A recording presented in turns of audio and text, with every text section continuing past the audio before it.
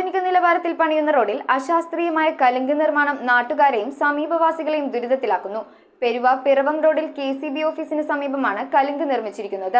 ഇതുമൂലം സമീപത്തെ വീടുകളിലേക്കും കിണറുകളിലേക്കുമാണ് മഴവെള്ളം ഒഴുകിപ്പോകുന്നതെന്നും ഈ പ്രശ്നം അധികൃതരെ അറിയിച്ചിട്ടും യാതൊരു നടപടിയും എടുക്കുന്നില്ലെന്നുമാണ് നാട്ടുകാരുടെ ആരോപണം.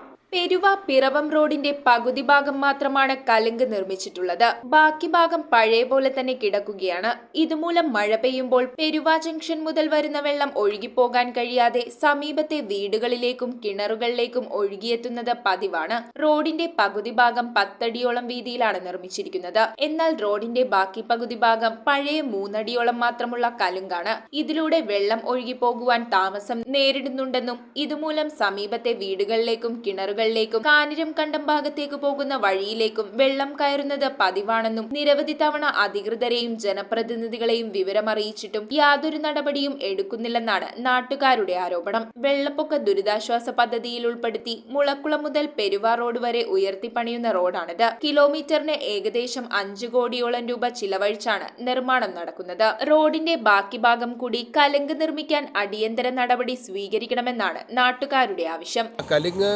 ഒരു ഭാഗം അതിൻ്റെ പടിഞ്ഞാറ് ഭാഗം മാത്രം അവർ കോൺക്രീറ്റ് ചെയ്ത് ഏതാണ്ട് 10 അടിയോളം വീതിയിൽ കോൺക്രീറ്റ് ചെയ്ത് എല്ലാം ശരിയാക്കി എല്ലാം പണിയൊക്കെ തീർത്തു. അതിനുശേഷം അതിൻ്റെ ബാക്കി വരുന്ന കിഴക്ക് ഭാഗത്ത് വരുന്ന ഭാഗം പകുതി ഭാഗം വെറും 3 അടി വീതിയിൽ പഴയതുപോലെ തന്നെ കിടക്കുകയാണ്. അപ്പോൾ അതുകൊണ്ടുള്ള ബുദ്ധിമുട്ട് എന്താണെന്ന് വെച്ച് കഴിഞ്ഞാൽ പെരുവക്കവലയിൽ നിന്ന് വരുന്ന വെള്ളം മുഴുവനും ഇവിടെ വന്ന് കെട്ടി നിൽക്കും. ഒരു 3-4 മണിക്കൂർ കഴിഞ്ഞാൽ മാത്രമേ ആ വെള്ളം മുഴുവനും ഇവിടുന്ന് ഒഴുകി തീരുകയുള്ളൂ. അപ്പോൾ ആ സമയത്ത് ഈ ഭാഗത്ത് ഈ കാഞ്ഞിരംകണ്ടം ഈ ഭാഗത്ത് വാഹനങ്ങൾക്കൊന്നും പോകാനോ നടക്കാനോ ഒന്നും പറ്റാത്ത അവസ്ഥയാണ്.